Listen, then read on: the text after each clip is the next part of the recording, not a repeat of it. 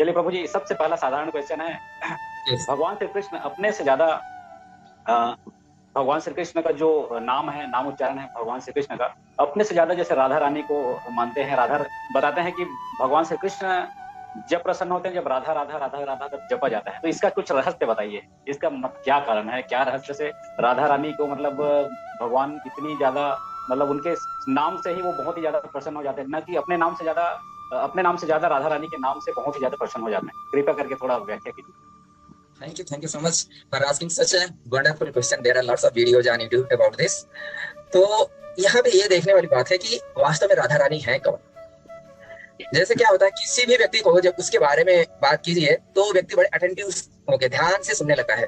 उसी प्रकार से भगवान का जब हम नाम उच्चारण करते हैं, चाहे कृष्ण का रूप में, श्री राम के रूप में, या अन्य अन्य अवतारों के नाम हैं जो भी शास्त्रों में दिए गए हैं, उन सारे नामों का जब उच्चारण करते हैं, भगवान भी बहुत ही आकर्षक हो गए, ध्यानपूर्वक सुनते हैं।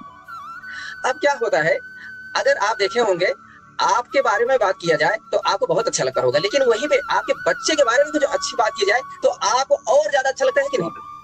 बहुत ज्यादा ना। तो उसी प्रकार से भगवान को कहा जाता है भक्त वत्सल।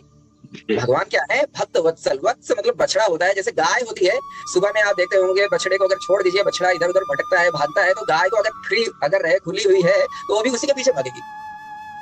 बिल्कुल।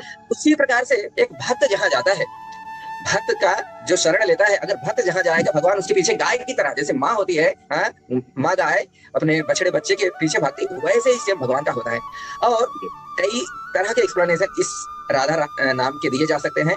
पहला तो अगर भक्त के रूप में लिया जाए तो श्रीमती राधा रानी से श्रेष्ठ कोई भक्त ही नहीं है, कोई भी पूरी सृष्टि में संभव ही नहीं है। क्योंकि राधा रानी है कौन? राधा रानी के बारे में बताया जाता है कि राधा कृष्ण ना ही अन्य, एक ही व्यक्ति हैं। राधा और कृष्ण एक ही व्यक्ति हैं। भगवान कृष्ण अपना दो रूपों में विस्तार करते हैं, एक तरफ से बलराम के रूप में, एक तरफ से श्रीमती राधा रानी के रूप में, फिर अपनी सेवा का विस्तार करते हैं। अंततः परम सत्य एक ही है, वो है श्री कृष्ण। ईश्वरः परमः कृष्ण सच्चिदानंद विग्रह अनादिर आदिर गोविंद सर्व कारण कारणम। ये ब्रह्मा जी एक प्रेयर किया है उन्होंने, उसका नाम है ब्रह्म संहिता।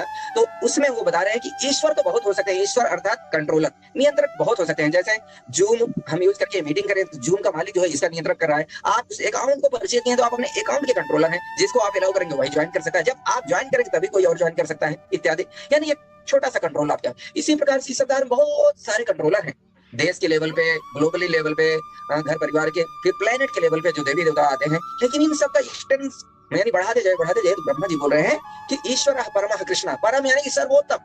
जैसे परम से ही मुझे लगता है प्राइम शब्द आया, जैसे प्राइम मिनिस्टर, मिनिस्टर तो बहुत हो सकते हैं लेकिन प्राइम मिनिस्टर से ऊपर कोई मिनिस्टर नहीं। वैसे ईश्वर परमः कृष्ण, ईश्वर तो बहुत है लेकिन परम ईश्वर अगर कोई है तो कृष्ण है। अब राधा कृष्ण ना ही अन्य, अब वही कृष्ण जब अपना विस्तार करते हैं राधा रानी के रूप में, तो परम सत्य के दो अंश, एक पुरुष रूप और दूसरा स्त्री रूप, यानी वही परम सत्य अब दो भागों में और लीला का विस्तार करने के लिए हो जाते हैं। यानी कि आप राधा रानी का भी नाम ले रहे हैं तो वो राधा रानी जो है वो कृष्ण ही है, कोई अन्य नहीं है।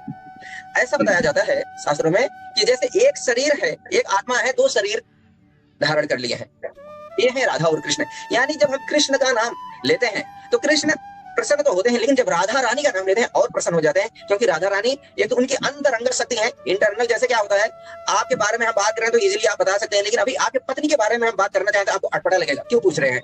अभी तो हम आपकी पत्नी से कभी मिले भी नहीं, कि कहीं हमारा कुछ प्रोग्राम हुआ उनके बारे में जानते हैं, फिर आपसे पूछने लगेंगे तो आपको अटपटा लगेगा। यानी कि बहुत जो क्लोज होते हैं वही आपके अभी फैमिली मैटर्स में बात कर सकते हैं, आपके बहुत क्लोज रिश्तेदार हैं या कोई भी जो परिवार से जिनका संबंध होगा उस प्रकार से, कि नहीं? उसी प्रकार से जब हम राधा रानी को रिफर करते हैं, यानी कि कोई बहुत क्लोज होगा, उसी का अधिकार है राधा रानी का नाम लेने का, सबका अधिकार नहीं है। तो अधिकार मिलता है गुरु परंपरा के माध्यम से, जो गुरुवर्ग उनका शरण में रहते हैं, राधा रानी के शरण में, वो वहां से उनको अधिकार दिया जाता है, जो प्रोसेस है शास्त्रों में। इसलिए जब राधा रानी का नाम लेते हैं तो कई कारण हो गए। एक हो गया श्रेष्ठतम भक्त, उनसे कोई श्रेष्ठ भक्त ही नहीं है। जितने लोग वास्तव में भक्ति करते हैं वो राधा रानी के आश्रय में ही रह के भक्ति करते हैं। एक जगह पे आदि पुराण नामक एक शास्त्र है, उसमें बताते हैं भगवान कृष्ण अर्जुन को, हे अर्जुन, मेरे तो बहुत सारे लोग मुझे बोलते हैं कि मैं आपका भक्त हूँ, लेकिन मैं किसी को अपना भक्त नहीं मानता हूँ, लेकिन जो ये बोलता है कि मैं आपके भक्तों का भक्त हूँ, उसको मैं अपना भक्त मानता हूँ। जैसे आपको बहुत लोग बोले कि हो सकता है कि मैं राजेश सर का स्टूडेंट हूँ या उनसे मिला हूँ, बहुत प्रभावित हूँ, लेकिन आपके लोगों की वो बुराई करे, आपकी दुकान में आपके टीम की बुराई करे, तो आप कितना प्रभावित होंगे उससे?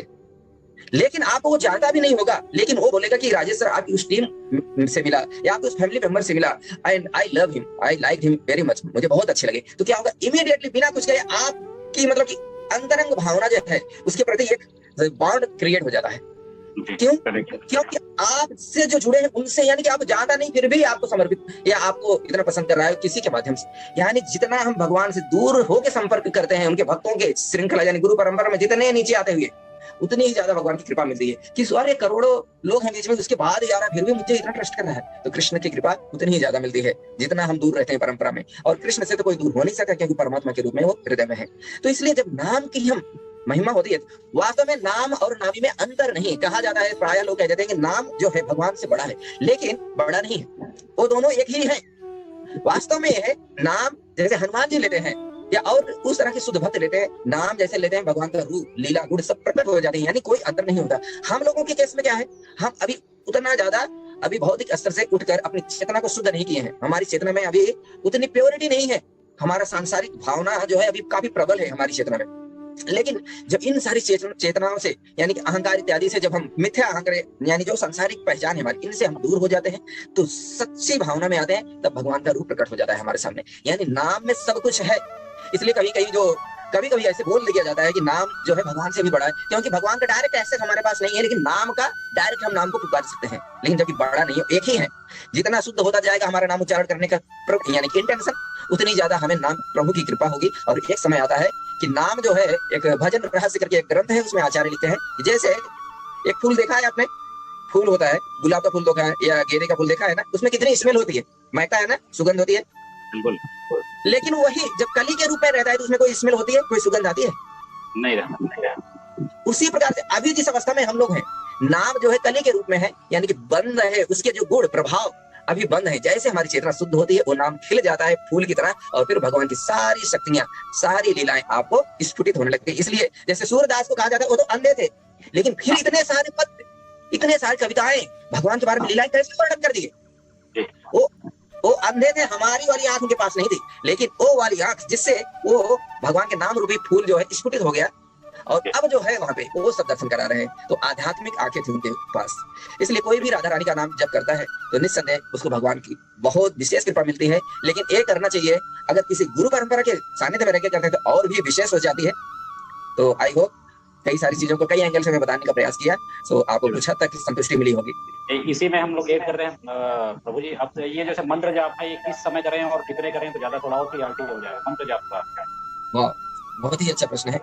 अब क्या होता है, शास्त्रों में कई प्रकार की विधियां दी गई हैं।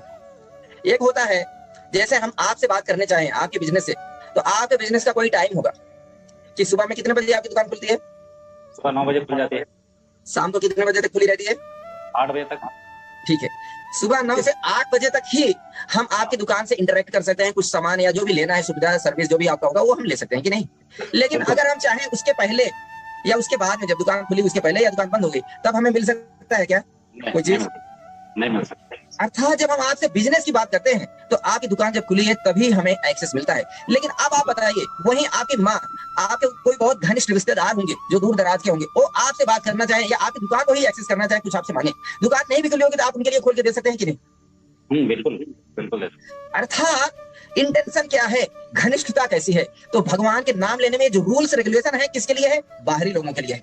यानी जो बिजनेस की तरीके से भगवान से जुड़ते हैं, यानी कि हम आपको अगर ये व्रत कर रहे हैं तो हमें ये मिलना चाहिए, ये चढ़ावा दे रहे हैं तो ये मिलना चाहिए, ये बोला जाता है कर्मकांड। यानी बिजनेस की तरीके से भगवान को हम कुछ दे रहे हैं तो बदले में कुछ पाने की इच्छा से, तब वहां पे देश काल पात्र सब देखा जाता है कि आप कहाँ कर रहे हैं, किस समय कर रहे हैं। सुबह करेंगे तो ज्यादा फायदा, या कहीं कहीं इस मुहूर्त में ही करना है तभी आपको फायदा मिलेगा, नहीं तो उसमें दोष लग सकता है, प्रभाव भी उल्टा हो जाता है, ये भी है शास्त्रों में मिलता है। लेकिन वही जब पूरी तरीके से कोई लेने का मतलब ही नहीं है, एकदम सच्ची प्रेम से, यानी भगवान को सिर्फ प्रसन्न करने का ही उद्देश्य है, जिसे बोलते हैं शुद्ध भक्ति, उस तरीके से करते हैं, तो वहां पे है कोई नियम कानून नहीं है। आप सोते हैं, जागते, उठते, बैठते, यहाँ तक कि बाथरूम में शौच इत्यादि करते हुए भी आप भगवान का नाम लेंगे, कोई दुष्प्रभाव नहीं होता है, क्योंकि भगवान परम पवित्र हैं तो उनको दूषित कर ही कोई नहीं सकता है। कोई बोले कि बाथरूम में नहीं लेना चाहिए, टॉयलेट करते समय नहीं लेना चाहिए, अगर भगवान परम पवित्र हैं तो टॉयलेट करते समय हम उनको दूषित कैसे कर सकते हैं? संभव ही नहीं, वो तो सबको पवित्र करने वाले हैं। यानी तो भक्तों के लिए कोई वो नहीं है, लेकिन आप कोई इच्छा करते हैं इस संसार की चीजों को पाने के लिए, तो जो नियम कानून बताए हैं वैसे चलने पड़ेगा। नहीं तो कोई भी देश काल आदि का नियम नहीं है भगवान का नाम जप करने का। और जो भी आप पालन करते हैं कोई इच्छा से, तो इच्छा के अनुसार जो भी आपके जो भी पंडित जी या इत्यादि जिन्होंने वो बताया होगा ये अनुष्ठान, उस अनुष्ठान के अनुसार ही आपको करना होगा। बहुत बढ़िया। जी जी जी।